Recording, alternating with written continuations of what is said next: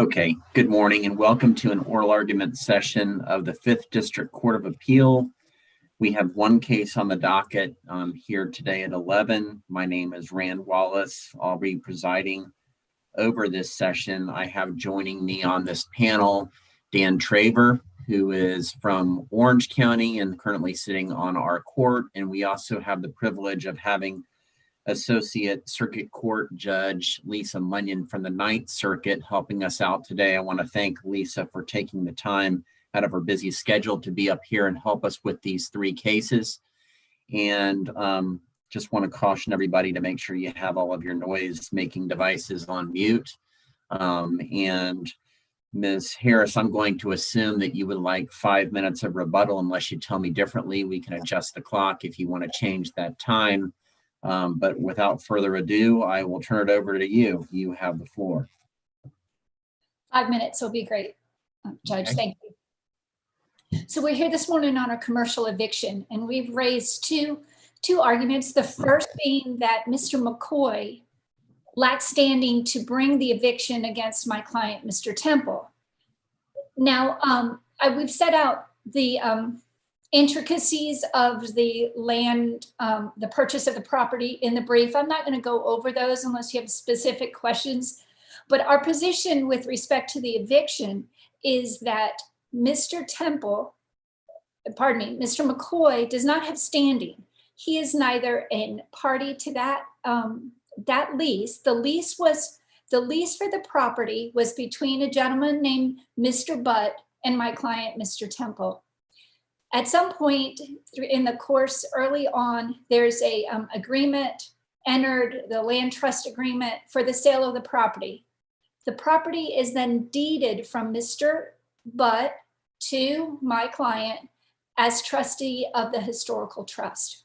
Some time passes, and I'll just mention that as part of the lease agreement, there is a structured rent payment.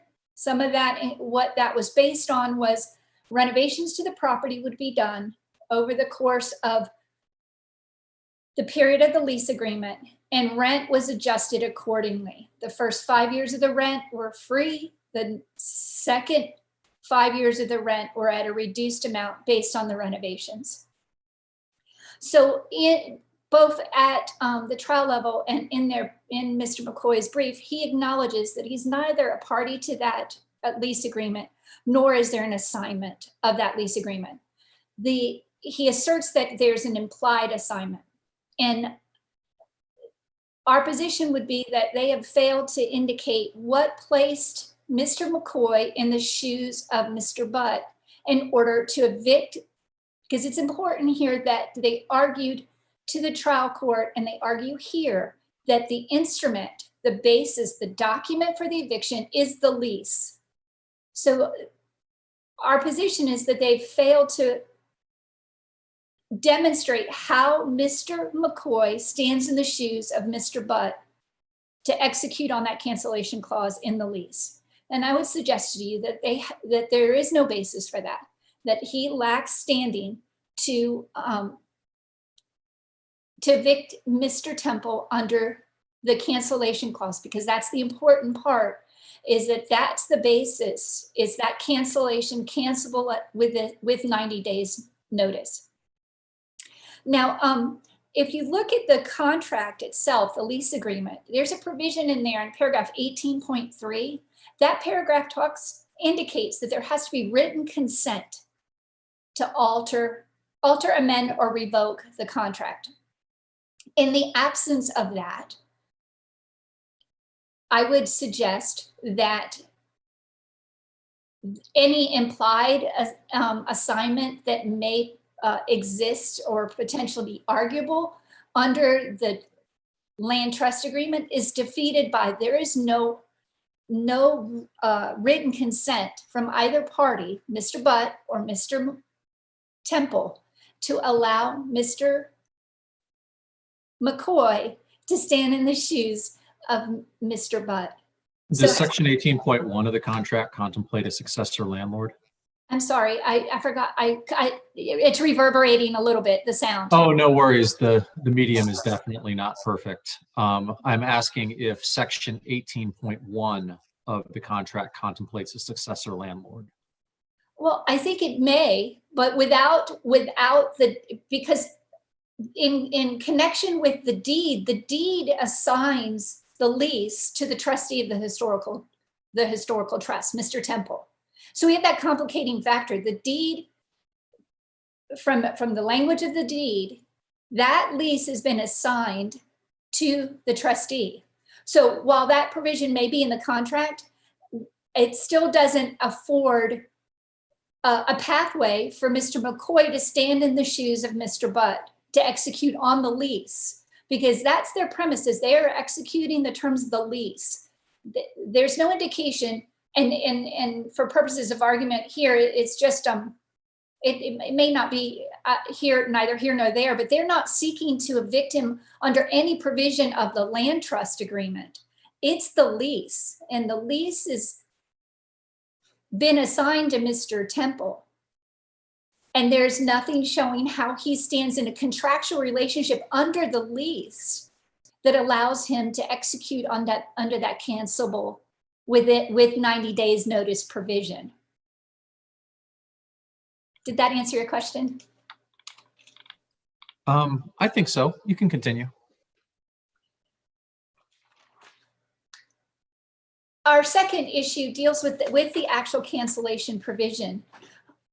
And our position is that there's an ambiguity in that contractual language, because it doesn't tell us who, whether it can be unilaterally or mutually, and it doesn't tell us where in that 10-year period in which rent is paid forward. I think that's an important consideration to keep in mind. Rent is paid forward here. The time that there was an attempt to execute on that provision, Mr. Temple had already completed all the -1 of the agreed renovations. So under the terms of that agreement, rent had been paid either in full or in part for the remaining 5 years for the 10-year period of time.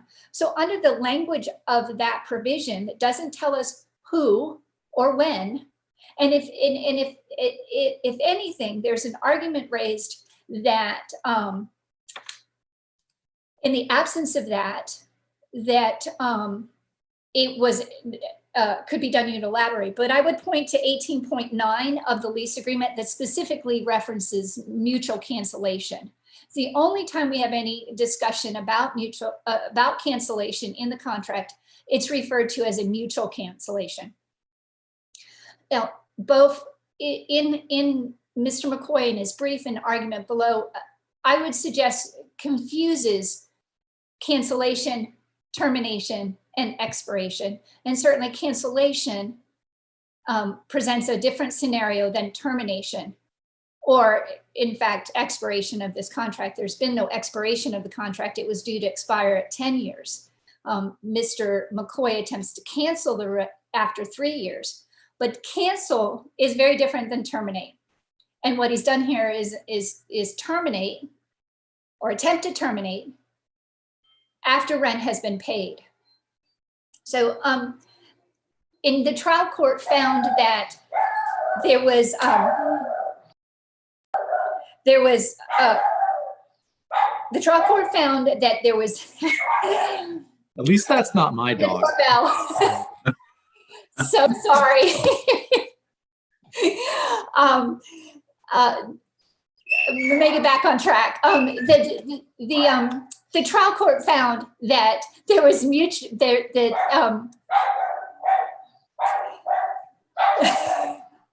he's making me very nervous. Yes, the person at the door needs to go away. Let me ask you this hypothetical, just so you're not trying to think about what you are being so rudely interrupted on. Imagine a scenario where the original landlord never sells.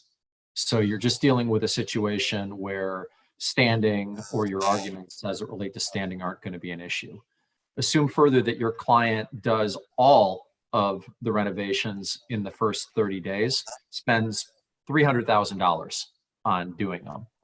What's to stop the original landlord on day 31 from invoking that cancellation provision with the appropriate notice? Well, I think that poses. Other than it just seems unfair. Well, I think that provision is in contrast with 18.9 that talks about mutual cancellation. So if that it still doesn't answer the question of, do we need both of them to agree to it? Does it need to be mutual, or does it need to be, or may it be unilateral? And I think in light of 18.9, which is the only other provision in the contract that speaks to cancellation, it says mutual cancellation. So my answer to your question would be, if that was all done in 30 days, we'd have to look to 18.9 that talks about mutual cancellation. And there would have to be a mutual agreement to cancel at that point. Okay, then what about a situation in which 5 years go by and only one of the repairs is done, $12 is spent on it, and it's not done very well? Assume, again, original landlord, original tenant. Can the tenant at that point cancel under the cancellation provision? I think that's where I would suggest that there is a difference between the word cancel and the word terminate. You know, in my view, cancel, you cancel an order. You know, you get on Amazon, you order something, and then you change your mind and you cancel it as though the order never occurred. It's as though it never existed. That's a far different situation than your example, which there's a period of time goes by and no work's done. That portion of the agreement's not being upheld. And I would suggest at that point, it's not cancel, because the contract is in place. It's an ongoing contractual agreement. That would then become a termination situation for failure to comply with the terms of the contract, as opposed to cancelable. So if returning to the trial court's finding, the trial court made the conclusion that it was cancelable, and that under the language of that, nothing in the language or the renovations precludes this cancellation. And I would suggest that that conclusion is an unreasonable, and in reading the contract in its whole and trying to have some kind of accordance or harmony in the reading of the terms of the contract. The renovations 3 years in completion can't be read in harmony with the cancellation. So I think I have a little more than 5 minutes remaining, so I'm going to reserve that for rebuttal if I could. Okay, thank you. And Mr. DeLeo, you may proceed. May I proceed? Yes, you may. Can you hear me? Yes. Okay, just can I ask a question? Was there kind of a disruption in what I just said? Because I've been told I've been experiencing some technical difficulties this morning. Was there some kind of crackling with my audio right there? I didn't hear any crackling. It just sounded like you muted out for a couple of seconds. Okay, all right, thank you. But You I may can hear proceed. you fine now. All right, you may proceed. Thank you. May it please the court, my name is Joe DeLeo. I represent the appellee, Ralph McCoy. Just to go over a couple of points that counsel made regarding the terms of the lease. I think her reliance on section 18.9 is misplaced. It states the voluntary or other surrender of this lease by the tenant or a mutual cancellation thereof shall not work as a merger and shall, at the option of the landlord, terminate all or any existing sublease or subtenancies, or may, at the option of landlord, operate as an assignment to it of any and all such subleases or subtenancies. It certainly, plain reading, doesn't stand that the only way that this lease can be terminated is mutually. It just talks about in the event there is a mutual termination or a voluntary or involuntary surrender of the lease, then this is what happens with the subleases and subtenancies. So it does not support the point that she made that only a mutual agreement can terminate the lease, and indeed would be in conflict with the other provisions. Also, the appellant has cited no cases that state that you have to have an actual quote unquote document called an assignment of lease in order to effectuate the transfer of the landlord's interest in a lease. Appellants have cited the case Continental Casualty Company versus Ryan Incorporated Eastern, which defines an assignment as a transfer or setting over of property or some right or interest therein from one person to another. This is a Supreme Court case, and the Supreme Court did not state that there is a prescribed form for an assignment. So that can happen in different ways. It can happen, impliedly. It can happen through a conveyance, whatever transfers that interest to another party. So there doesn't have to be an assignment of lease. And as the court noted, paragraph 18.1 of the lease does contemplate what happens if the landlord does sell the property and is no longer the landlord. He transfers any rights that he has, and he transfers any deposits from tenants to the new landlord. In the Midgard case, the court reversed the trial court's ruling of no standing and held that a property manager had standing to bring an eviction based on a tenant in common agreement, even though there was no formal assignment of the lease. In that case, basically, I quoted to show that there's no magic formula. You look at what actually happened in the case. And other cases that I've cited state the same thing. The CNHF Inc. versus Eagle Crest Development case states that the format of assignment of lease is immaterial, its character and law being determined by its legal effect. And that was a 1930 Florida Supreme Court case. And the MDS Canada case stated also that there was no bright line rule for an assignment.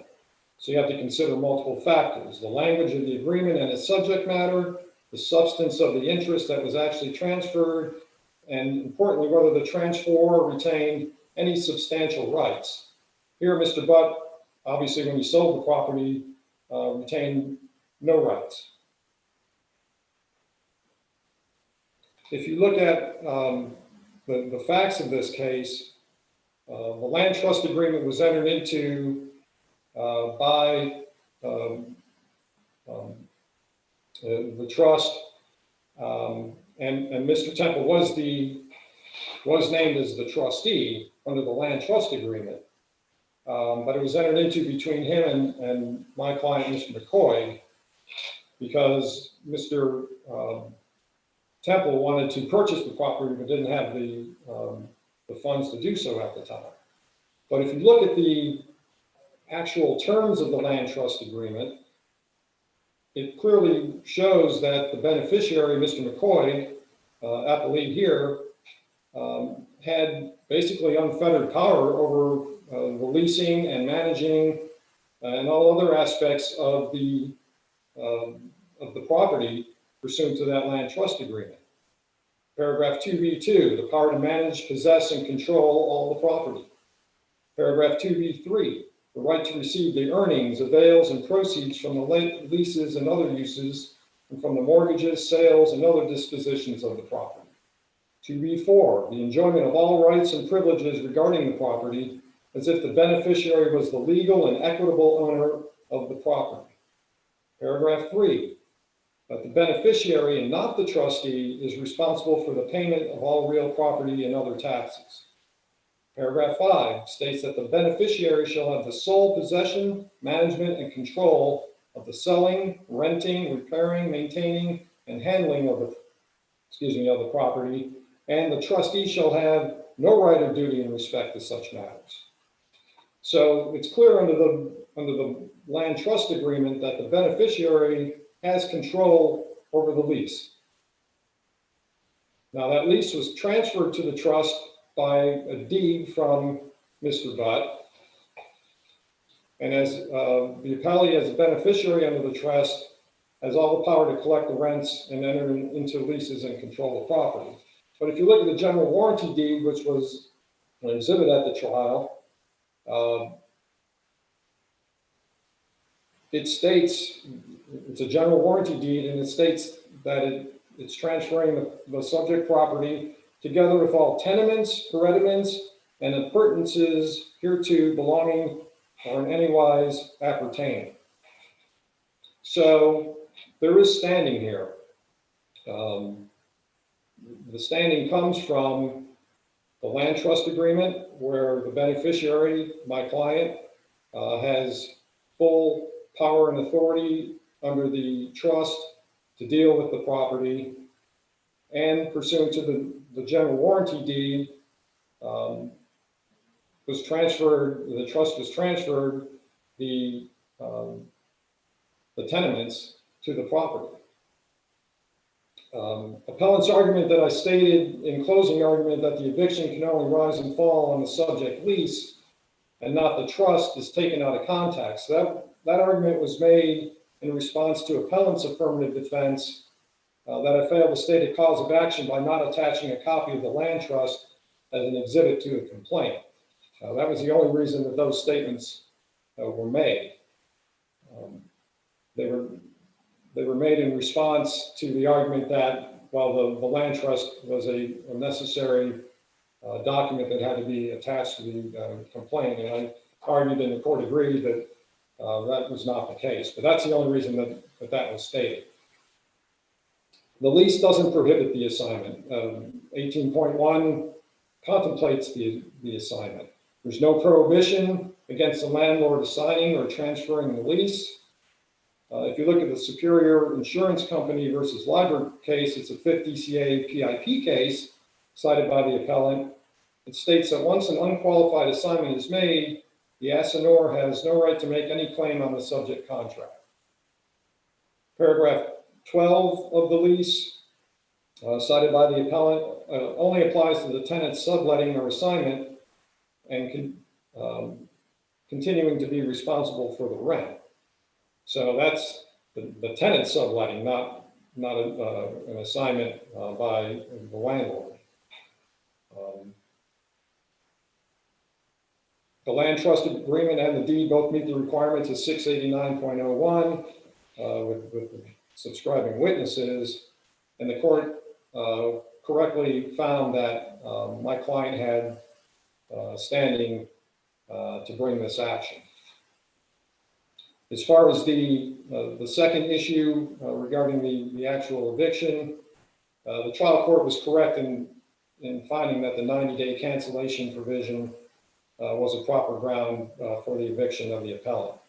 The appellant's main argument is that the cancellation provisions are unenforceable because they are at odds with other provisions of the lease, namely the rent provision, and because the cancellation provisions are latently ambiguous.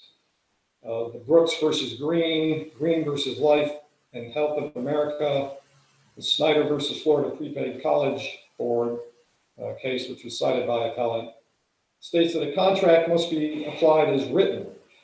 It's never the role of a trial court to rewrite a contract, to make it more reasonable for a party, or to relieve a party of a bad bargain. And the cancellation provision in the lease is clear. It says 10-year term, cancelable within 90 days written notice, or with 90 days written notice. That's stated twice in the lease summary on page 1 and in paragraph 2. And it's not unusual for leases to have a cancellation or early termination provision. It does not require, by its terms, that it be mutual or give a time limitation as to when that can be exercised. The appellant could have tried to negotiate a different provision if he felt that was necessary.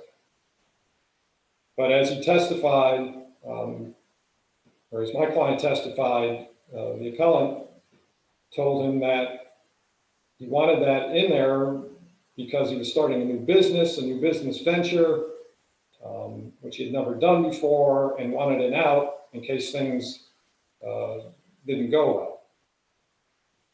If the court does consider the cancellation provisions to be latent and ambiguous, then it can consider extrinsic evidence, and the trial court heard testimony on that, part of which was just what I stated.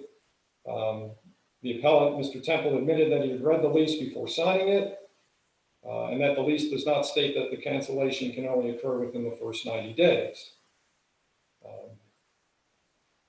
The appellant testified that either party could cancel the lease, but it had to be within the first 90 days. This is his understanding. That's what he testified to. He also admitted that the improvements he made pursuant to the lease were an offset to the no rent provision in the first 5 years. And he also acknowledged that paragraph 6.2 of the lease states that all alterations or additions shall become landlord's property on the expiration of the lease. Appellant's latent ambiguity argument isn't supported by the case law. The Hollander versus Hollander and Taylor versus Taylor cases cited by appellant state that a latent ambiguity exists when an extrinsic fact or extraneous circumstance creates a need for interpretation or reveals an insufficiency in the contract or failure to specify the rights and duties of the party in certain situations. We don't have any of those factors here. There is no extrinsic factors or circumstances. The conflict that appellant alleges are intrinsic within the lease itself.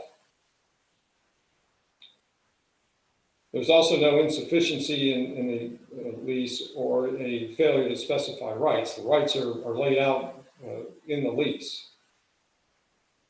The case of Siddick versus Tower Hill Select Insurance Company, which both parties cited to, the court stated that a true ambiguity does not exist merely because a document can possibly be interpreted in more than one manner.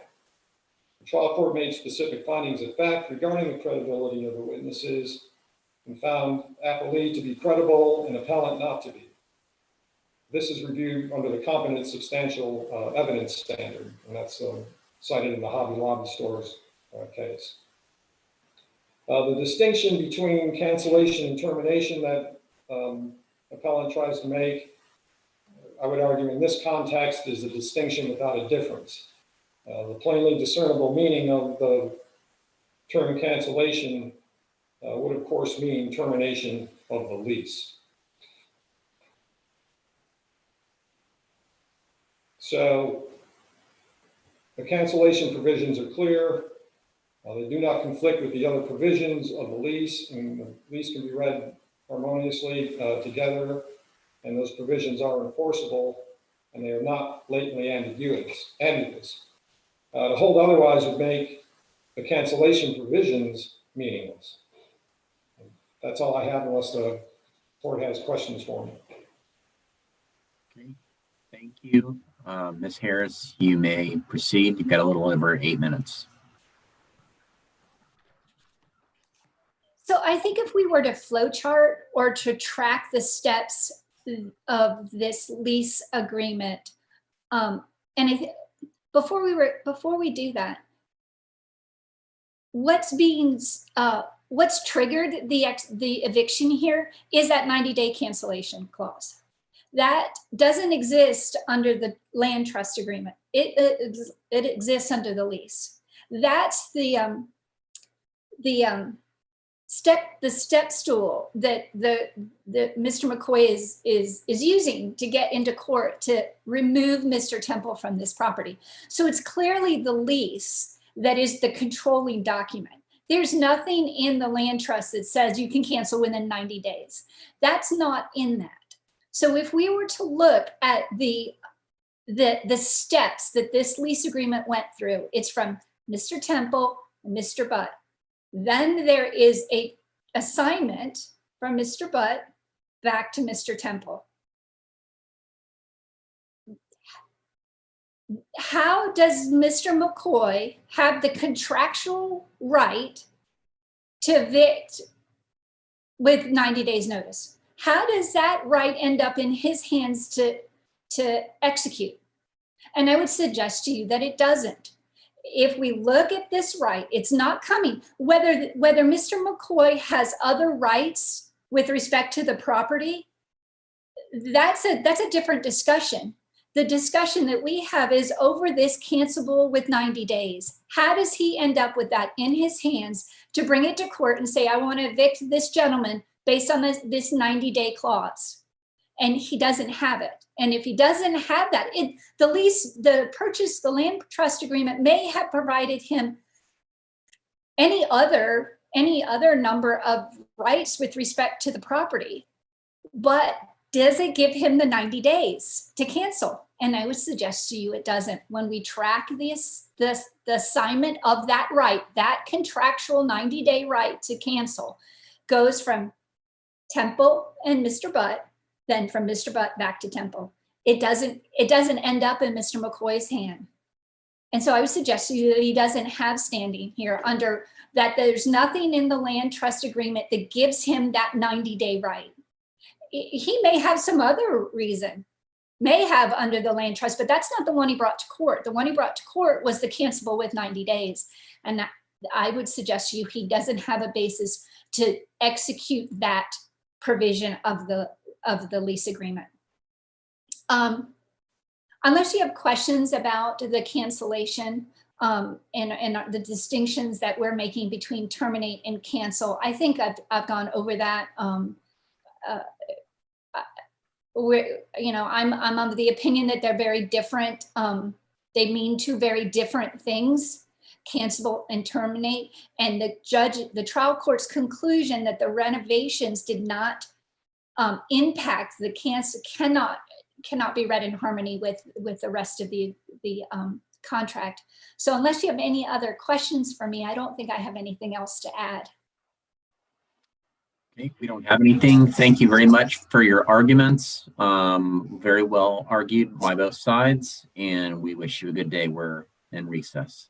All right, and thank you very much for your patience with our intruder. No problem, not at all. Thank you. Bye-bye.